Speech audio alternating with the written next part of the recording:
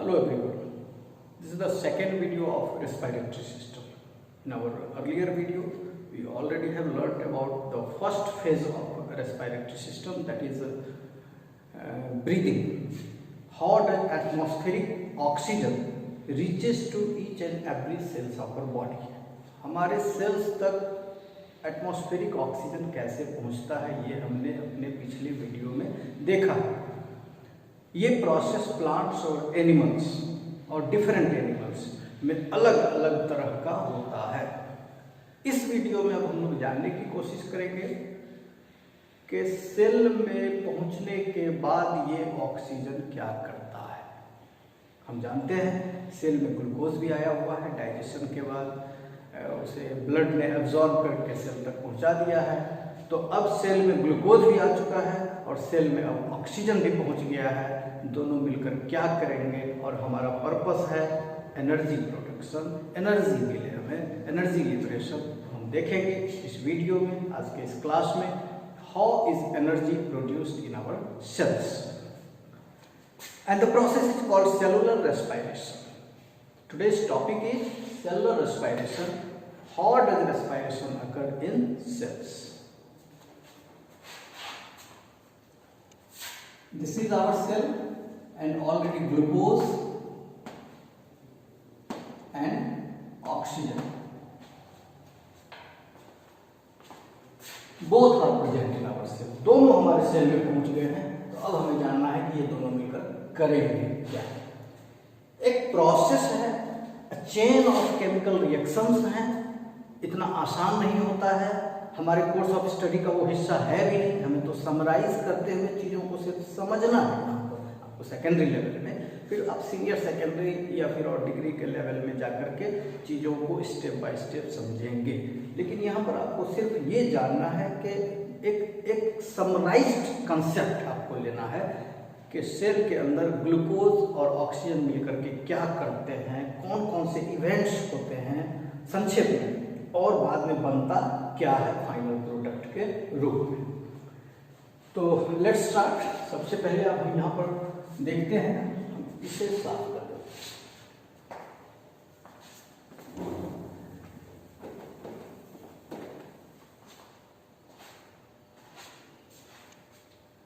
आप जानते हैं ग्लूकोज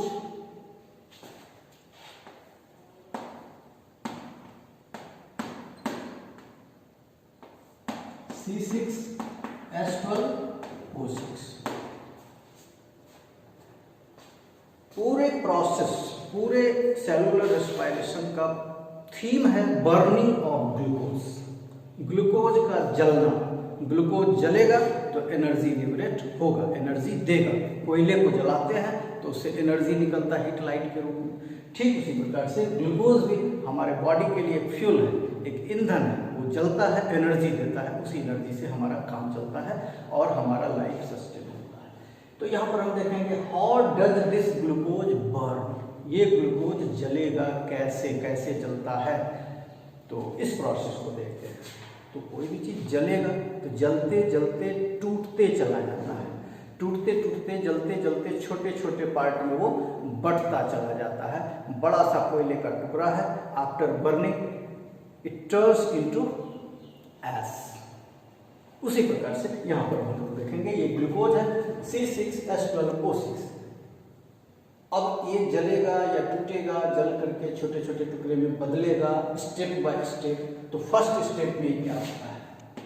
फर्स्ट स्टेप में a single molecule of glucose is converted into two molecules of pyruvate, two molecules of pyruvate।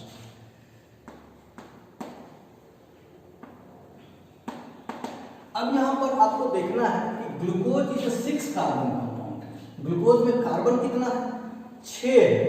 Glucose में carbon की संख्या 6 है। पाइरुवेट तो ग्लूकोज इज 6 कार्बन कंपाउंड, यहाँ पर लिखेंगे 6 कार्बन कंपाउंड।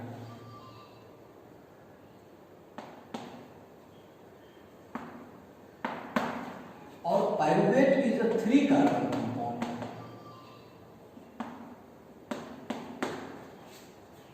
तो नेचुरली ये 6 कार्बन का कंपाउंड है और ये 2-3 कार्बन का कंपाउंड है। इसका मतलब एक ग्लूकोज जब टूटा होगा तो 2 पाइरुवेट बने होंगे, 2 pyruvates are formed. This is the first stage. हालांकि तुरंत नहीं हो जाता है, इसमें भी कई रिएक्शंस बीच में होते हैं, इंटरमीडिएट रिएक्शंस होते हैं जो कि हमें ये पढ़ना नहीं है, लेकिन इतना हमें जानना है समराइज्ड फॉर्म्स में कि कुछ चेन्स ऑफ रिएक्शंस होते हैं जिसके बाद single molecule of glucose 2 molecules of pyruvate में कन्वर्ट हो जाता है। इतना काम हुआ है, समझिए एक स्टेप पूरा हुआ है। इस स्टेप की खासियत हम लोग आगे चल के पढ़ेंगे।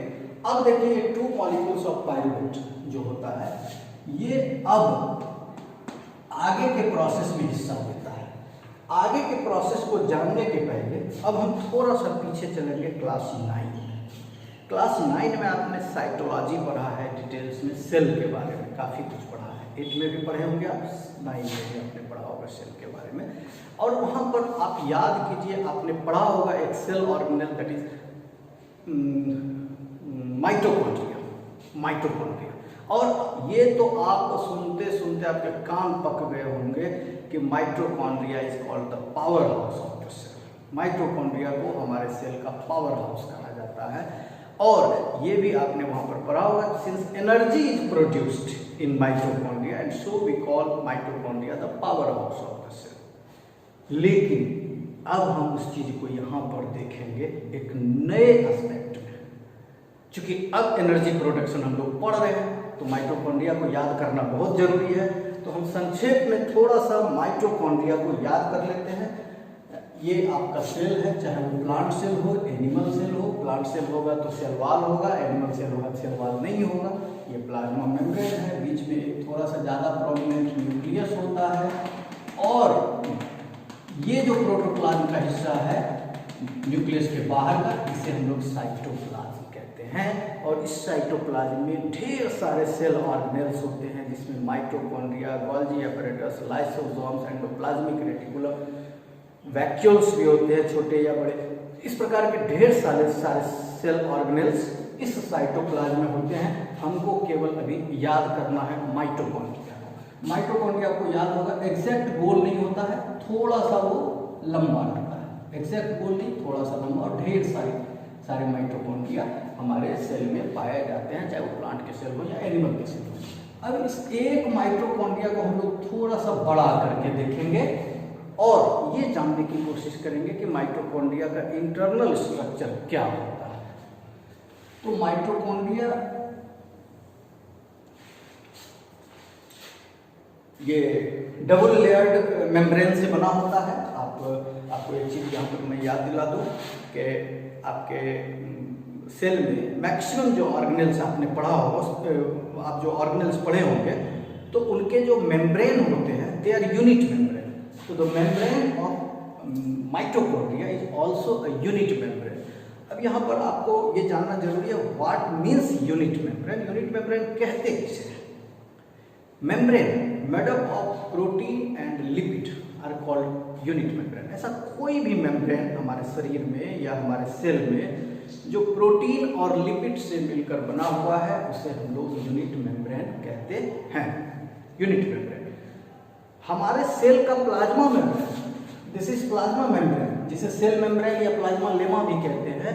This is itself a unit membrane because it is made up of protein and lipid and the membrane of all other cell organelles inside our body, inside our cell, that is the membrane of mitochondria, membrane of plastids in case of plants, membrane of endoplasmic reticulum, all are unit membranes as they all are made up of protein and lipid.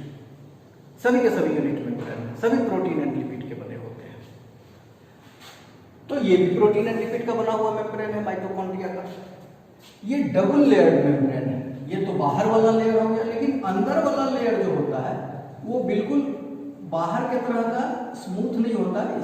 इससे अंदर में ढेर सारे finger like projections निकले होते हैं। ये projections कभी कभी ब्रांच्ड भी हो सकते हैं, छोटे हो सकते हैं, बड़े हो सकते हैं। कभी कभी तो इतनी डेंस ब्रांचिंग होती है इनकी कि ये पूरे माइटोकॉन्ड्रिया में देखिए इस तरह से फैल जाते हैं पूरे ल्यूमेन में। इस ढंग से काफी बड़े बड़े भी ये हो सकते हैं। ये देखने में फिंगर टाइप लगते हैं, इन्हें फिंगर लाइक प्रोजेक्शंस के रूप में हम लोग डिस्क्राइब करते हैं। और इस प्रकार से पूरे के पूरे ल्यूमन में ये फैल जाते हैं।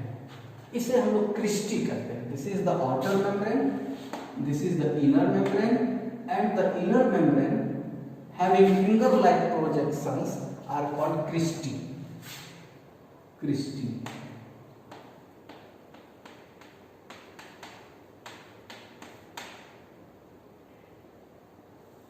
they all are Christie.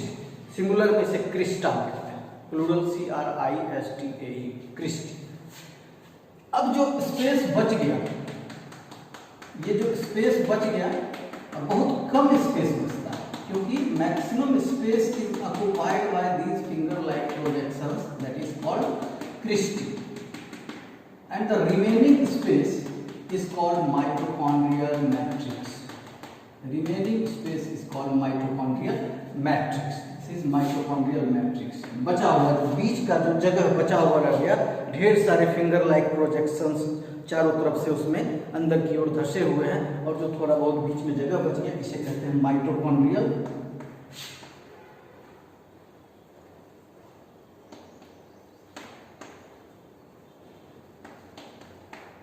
Matrix. अब मैट्रिक्स वर्ड पर आपको ध्यान देना है। यहाँ पर माइटोकॉन्ड्रियल मैट्रिक्स वर्ड का हम यूज कर रहे हैं, सिर्फ मैट्रिक्स नहीं लिख रहे हैं, क्योंकि मैट्रिक्स एक कॉमन वर्ड है जिसका इस्तेमाल और भी कई जगहों पर आपने देखा होगा। इसके पहले अपने क्लास 9 में जब आप टिश्यू पढ़ रहे होंगे तो वहाँ पर एनिमल टिश्यू में कनेक्टिव टिश्यू आप याद कीजिए, there are large space between the cells of connective tissue, and the large space between the cells in connective tissue is called matrix, in which अगर बोन वगैरह का बोन की बात की जाए तो बोन में उसी मैट्रिक्स में कैल्शियम वगैरह का डिपोजिशन होता है, जिसकी वजह से बोन स्ट्रॉन्ग होता है, हार्ड होता है। एनीवे, यहाँ पर हम लोग माइटोकॉन्ड्रियल मैट्रिक्स कहते हैं, और ये जो फिंगर लाइक प्रोजेक्शन है इसे क्रिस्टी कहते हैं। क्रिस्टी के ऊपर कुछ दाने दाने के तरह के पार्टिकल्स बैठे हुए होते हैं, क्रिस्टी के ऊपर, इस प्रकार से दाने दाने के ऊपर पूरे क्रिस्टी में। इस पार्टिकल को हम लोग ऑक्सीजोन्स कहते हैं, या एनिमल के केस में इसे प्राइमरी पार्टिकल्स कहते हैं। पूरे में it's time taking to complete it. इसे ही हम लोग ऑक्सीजोन्स कहते हैं, ऑक्सीजोन्स।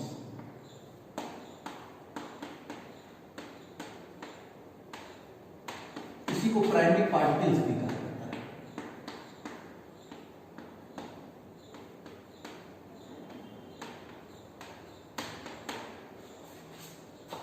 प्राइमरी पार्टिकल्स और ऑक्सीजोन्स। अब हमें देखना है, अब फिर से हम आ जाते हैं अपने रेस्पिरेटरी सिस्टम पर। Single molecule glucose was converted into 2 molecules of pyruvate। इतना हो चुका है। अब क्या होगा, ये दोनों के दोनों पायरुवेट अब माइटोकॉन्ड्रिया के अंदर प्रवेश करेंगे। अभी तक जो ये सारा प्रोसेस जो हुआ, ये सारा माइटोकॉन्ड्रिया के बाहर यानी साइटोप्लाज्म में ही हुआ था। अब ये माइटोकॉन्ड्रिया के अंदर प्रवेश करेंगे। हालांकि आपको अभी ज़्यादा डिटेल में नहीं जाना है। Actually pyruvate acetyl coenzyme A में कन्वर्ट होता है बाद में, एक इंटरमीडिएट कंपाउंड है, और वो एक्चुअली प्रवेश करता है माइटोकॉन्ड्रिया के अंदर। क्योंकि हम लोग बचपन से पढ़ते आ रहे हैं, नीचे के क्लासेस से पढ़ते आ रहे हैं, mitochondria is the powerhouse of the cell. इसका मतलब पावर प्रोडक्शन से इसका नाता है, और यहाँ पावर प्रोडक्शन हो रहा है, तो निश्चित रूप से इतना तो आप इमेजिन कर सकते हैं, इतना अंदाज आप लगा सकते हैं, ये सारा प्रोसेस माइटोकॉन्ड्रिया के अंदर ही होता होगा। लेकिन फर्स्ट फेज जो ये हुआ, इंपॉर्टेंट फेज, ये तो माइटोकॉन्ड्रिया के बाहर ही हुआ है, ये साइटोप्लाज्म में हुआ है। लेकिन अब ये माइटोकॉन्ड्रिया के अंदर प्रवेश करेगा। कितना पायरुवेट प्रवेश करेगा? 2 पायरुवेट बना है, तो दोनों प्रवेश करेगा माइटोकॉन्ड्रिया के अंदर। माइटोकॉन्ड्रिया के अंदर आएगा तो पहले कहाँ वो पहुंचेगा? माइटोकॉन्ड्रिया के अंदर ये आया तो सबसे पहले कहाँ पहुंचा? The lumen, the space between the cristae, जिसे हम लोगों ने कहा था माइटोकॉन्ड्रियल मैट्रिक्स। कुछ फेज माइटोकॉन्ड्रियल मैट्रिक्स में होता है, और उसके बाद बाकी के फेजेस होते हैं इसी प्राइमरी पार्ट के लिए ऑक्सीजोन्स में। ये जो दाने दाने के तरह के स्ट्रक्चर क्रिस्टी के ऊपर पाए जाते हैं, इसी में फाइनल स्टेज होता है। और फाइनली इस प्रोसेस के बाद जो एनर्जी प्रोडक्शन होता है, ये सब के सब इसी फेज में होते हैं, इसी ऑक्सीजोन्स के अंदर होते हैं। तो एक्चुअली अब हम लोग देखते क्या है, ये पायरुवेट लगातार कुछ प्रोसेसेस जिसमें Krebs cycle, electron transport system वगैरह होता है, इसकी चर्चा आपके बुक में है नहीं, इसलिए हम लोग इसे डिटेल में नहीं बताएंगे। इसके बाद कुछ फेज होते हैं, जैसे पहला फेज एक हो गया क्रेब्स साइकिल, जिसे साइट्रिक एसिड साइकिल भी कहते हैं। फिर नेक्स्ट फेज एक होता है इलेक्ट्रॉन ट्रांसपोर्ट सिस्टम,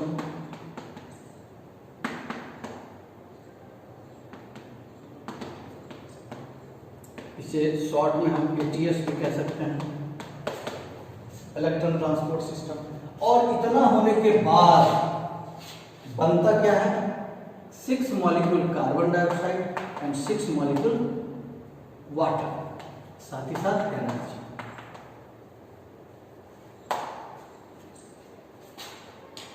ये एनर्जी इसके बाद बनता है।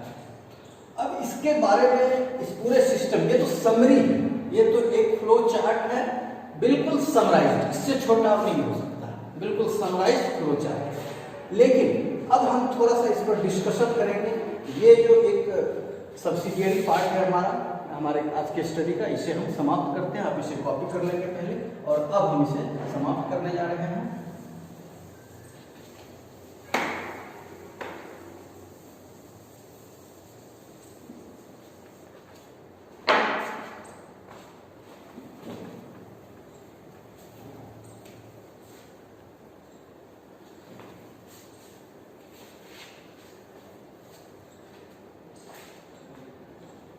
Let's start. अब हम लोग देखते हैं फर्स्ट फेज, जिसमें एक ग्लूकोज मॉलिक्यूल 2 पायरुवेट में कन्वर्ट हो गया, इसे हम लोग ग्लाइकोलिसिस कहते हैं।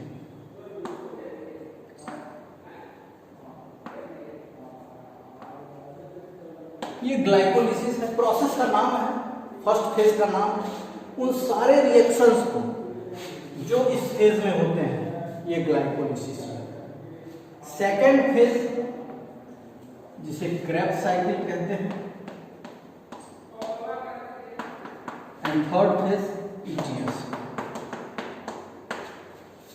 ये 3 फेज में कई एक रिएक्शंस होते हैं, कई एक रिएक्शंस, दर्जनों रिएक्शंस होते हैं, more than a dozen of reactions take place during all these phenomena, all these events. और तब जाकर के ये ग्लूकोज पूरी तरह से, अब इससे ज्यादा छोटा में नहीं टूटेगा, इससे ज्यादा छोटा में नहीं टूट सकता है, carbon dioxide and water convert होता है।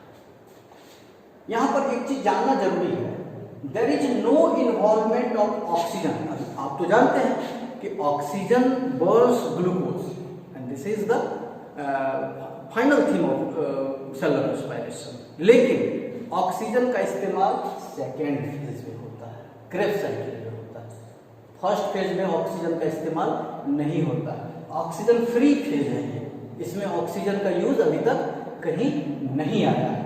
No need of oxygen, no involvement of oxygen in glycolysis, and it takes place in cytoplasm. No involvement, all these events take place outside mitochondria. तब गौर कीजिए, बहुत ही इंटरेस्टिंग बात है, there is no involvement of bacteria, sorry mitochondria, there is no involvement of mitochondria, and there is no involvement of oxygen in first phase, that is glycolysis. इसमें summarise कर देंगे हम इसे।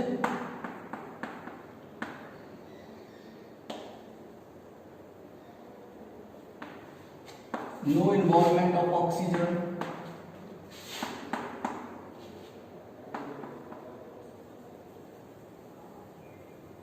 all the events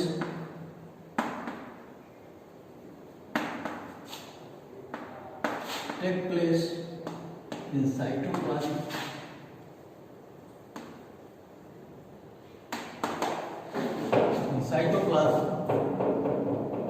यहां होता है involvement of oxygen,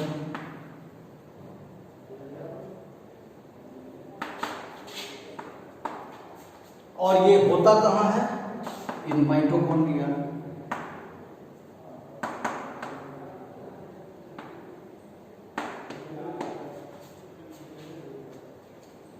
ETS is the final phase, ये सबसे लास्ट फेज है। ETS is the final phase, तो निश्चित रूप से एनर्जी प्रोडक्शन यही होगा। और ये होता कहाँ है?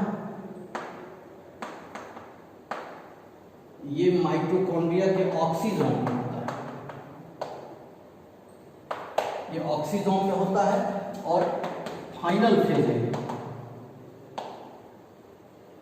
और इसी में एनर्जी प्रोडक्शन होता है और जो भी बाय प्रोडक्ट्स बनते हैं वो सारे इसी फेज में बनते हैं। ये समरी पूरे सेलुलर रेस्पिरेशन का। इस समरी में हम लोग एक चीज देखते हैं कि single molecule of glucose which was a 6 carbon compound finally converted into very simple compound, that is carbon dioxide and water. 6 molecules of carbon dioxide and 6 molecules of water are produced along with the evolution of energy. अब एक सवाल उठता है कितना energy बनता है, कितना energy बनता है? तो total 38 ATP energy are produced during the complete process. Total 38 molecules of energy are produced during this process.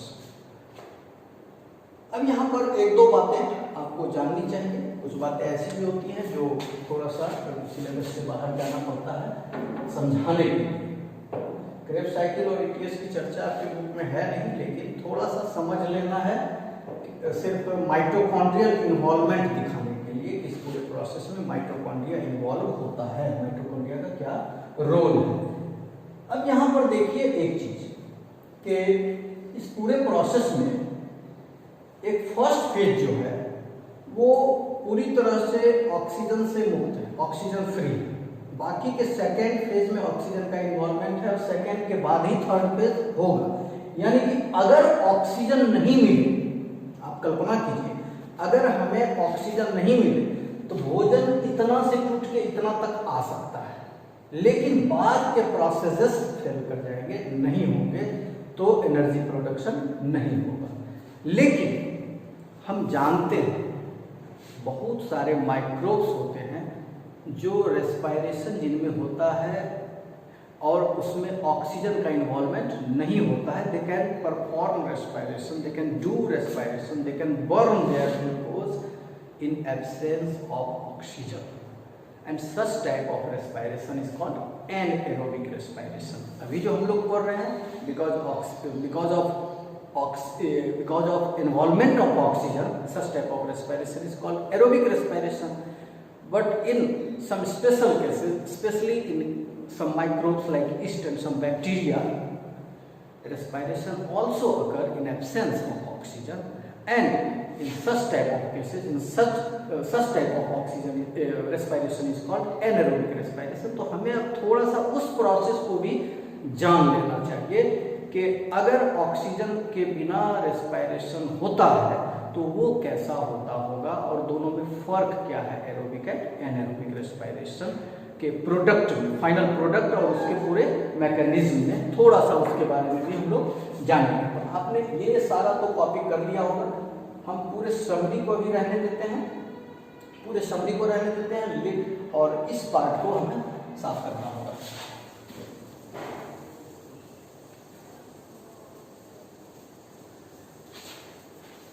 ऐसा करते हैं, इसे भी साफ ही कर देते हैं।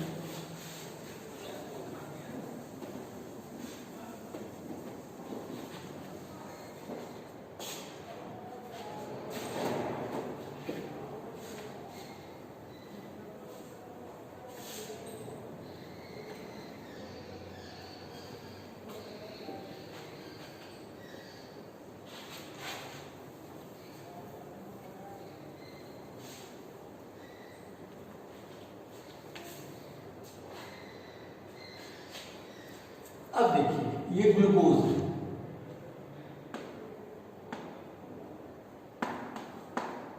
C6H12 O6, carbon total 6 carbon compound, 6 carbon compound. अभी हमने देखा कि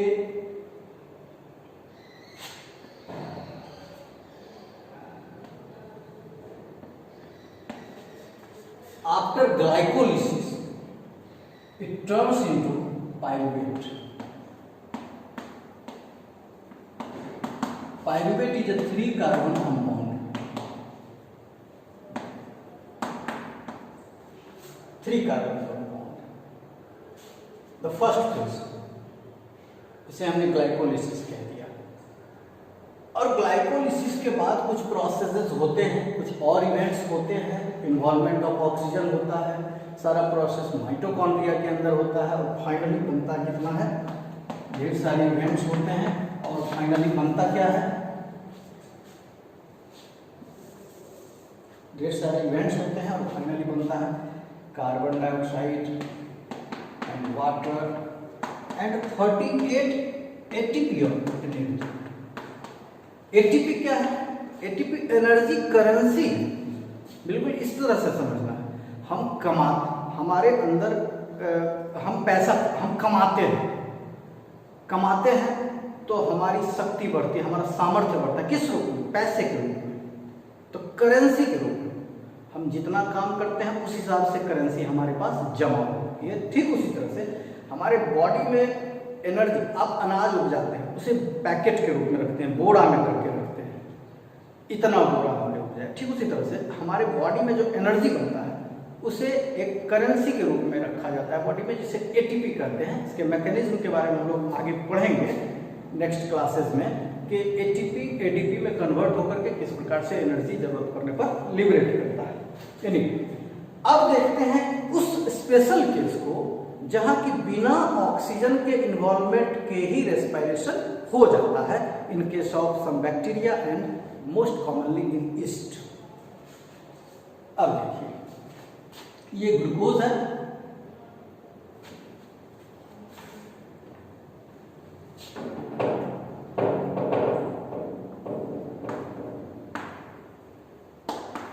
C6H12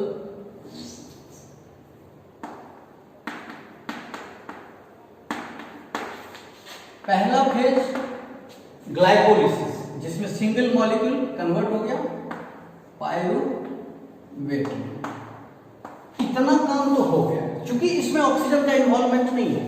ये फर्स्ट फेज जो है इसमें ऑक्सीजन का कोई रोल नहीं है, इसलिए इतना फेज तो एनएरोबिक रेस्पिरेशन में भी होता है। अब यहां से चूंकि ऑक्सीजन का इन्वॉल्वमेंट शुरू होता है, ये सारा फेज जो है इसमें ऑक्सीजन का इन्वॉल्वमेंट होता है।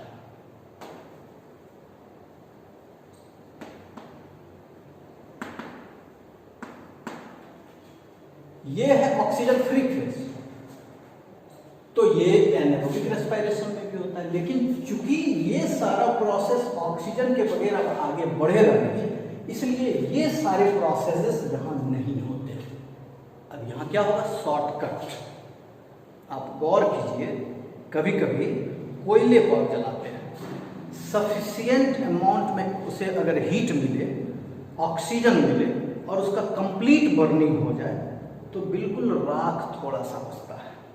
लेकिन अगर उसे ठीक से ऑक्सीजन नहीं मिल सके, उसकी कंप्लीट बर्निंग नहीं होती है, इनकम्प्लीट बर्निंग होती है, जिसके चलते वो कुछ सॉलिड प्रोडक्ट्स भी रह जाते हैं, क्योंकि कंप्लीट बर्निंग नहीं हुई, ठीक से जला नहीं और एनर्जी भी कम निकला, एनर्जी भी कम निकलता है।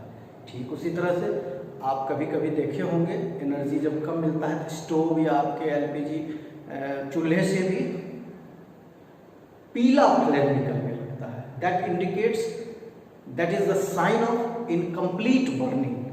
कहीं ना कहीं ऑक्सीजन कम मिल रहा है बर्नर में, कहीं कहीं बर्नर कहीं जाम हो गया, उसमें गंदगी बैठ गई है, जिसकी वजह से ऑक्सीजन कम मिल रहा है एलपीजी को, उसका कंप्लीट बर्निंग नहीं हो रहा है, कंप्लीट बर्निंग नहीं हो रहा है, जिसकी वजह से ब्लू फ्लेम की जगह येलो फ्लेम निकल रहा है। और आप देखेंगे बर्तन पर काला रेसिड्यू जमता है, वो क्या है? अनबर्न्ड कार्बन है, कंप्लीट कंबसन ही नहीं हो सकता उसका, पूरी तरह से वो जल ही नहीं सकता।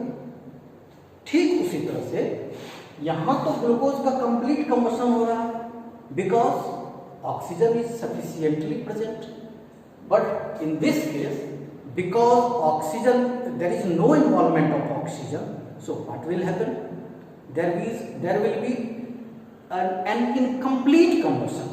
This is a case of incomplete combustion. जब ऑक्सीजन नहीं है तो कितना जलेगा, जैसे तैसे करके थोड़ा बहुत जलेगा। यहाँ पर ऑक्सीजन है नहीं, इसलिए बर्निंग काफी इनकम्प्लीट होता है और शॉर्टकट में बन क्या जाता है, अल्कोहल, एथेनॉल। एथेनॉल सबसे कॉमन अल्कोहल है और इसका फॉर्मूला जानते हैं, C2H5OH होता है।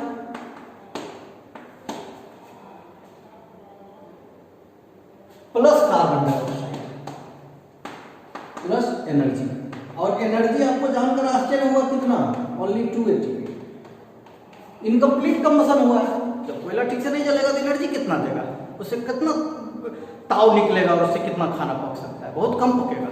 ठीक उसी तरह से यहाँ भी ग्लूकोज का इनकम्प्लीट कंबशन हुआ, ऑक्सीजन का इन्वॉल्वमेंट है ही नहीं। शॉर्टकट में पाइरुवेट जो है जल्दी से अल्कोहल बना दिया। Pyruvate is a 3 carbon compound,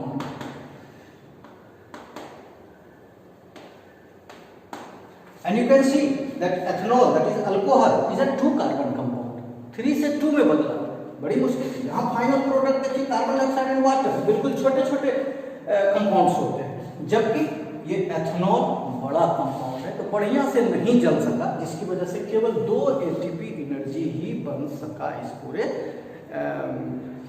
process में। This is a case of anaerobic respiration, anaerobic respiration. अब यहां पर गौर करके देखिए, C6H12O6, इसमें टोटल कार्बन 6 है, हाइड्रोजन 12 है, ऑक्सीजन 6 है। यहां देखिए C2 ये 2 बनता है, सब 2-2 बनेगा। क्यों 2-2 बनेगा, क्योंकि पाइरुवेट कितना बना था, 2 ग्लूकोज 1 लिए थे तो 2 पाइरुवेट बना था, दोनों पाइरुवेट 1-1 एथेनॉल और 1-1 कार्बन डाइऑक्साइड बनाएगा, तो 2 पाइरुवेट मिलकर के 2 एथेनॉल और 2 पाइरुवेट बन गए। अब देखिए कार्बन कितना हो गया, 2-2 4, 2 दूने 4 और 2 6, कार्बन हो गया 6।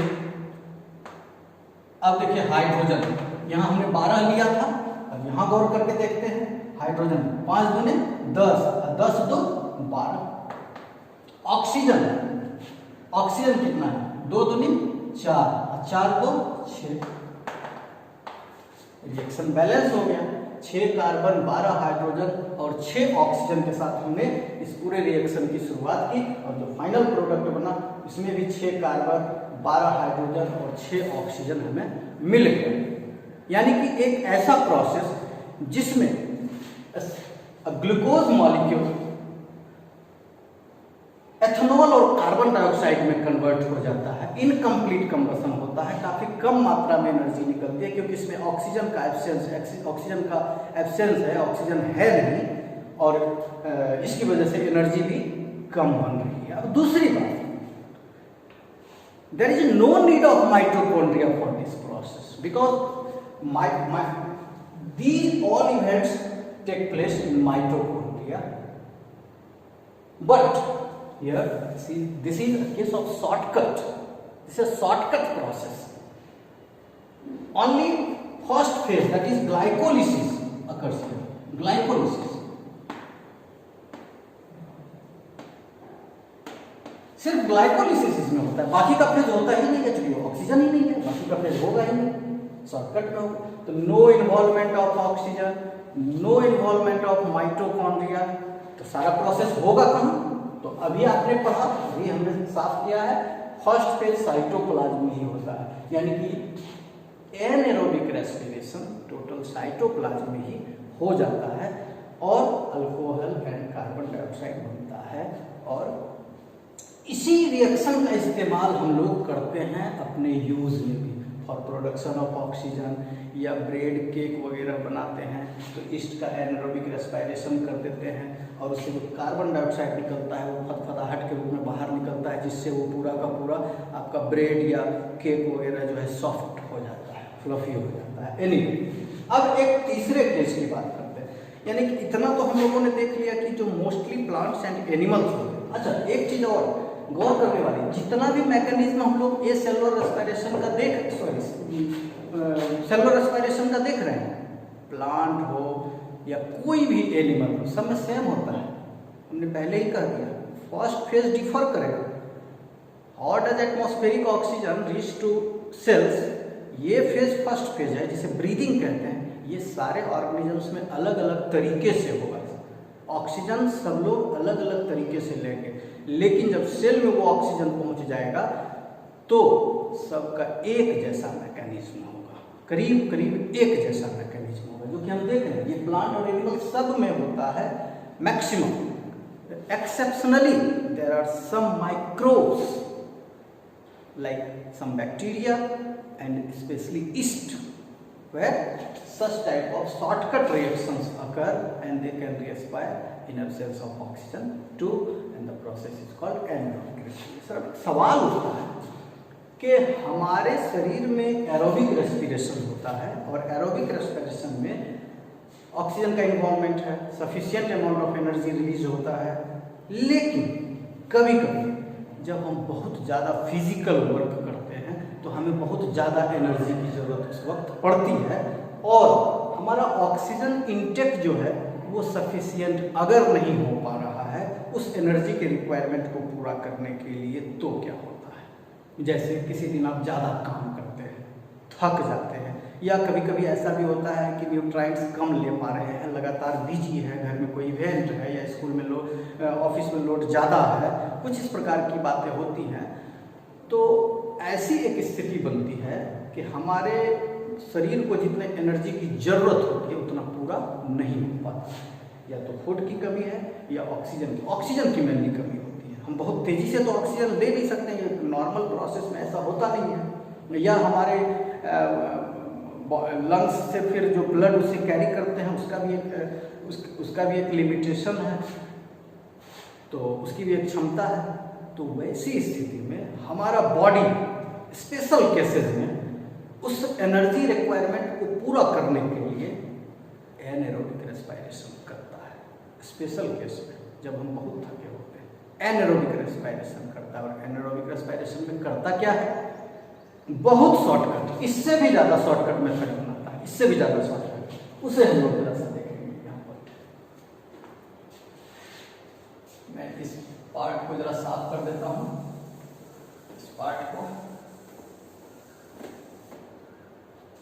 और इसे सेपरेट भी कर देता हूँ ताकि आपको कोई कंफ्यूजन ना हो। ये सारा पार्ट जो होता है ये इन्वॉल्वमेंट ऑफ ऑक्सीजन वाला है। इस पूरे पार्ट को कह दीजिए आप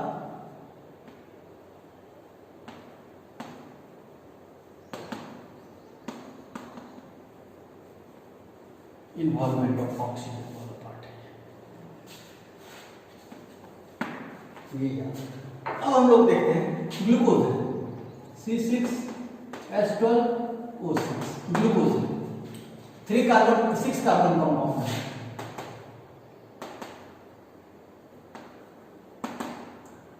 एकदम शॉर्टकट ये बना लेता है लैक्टिक एसिड।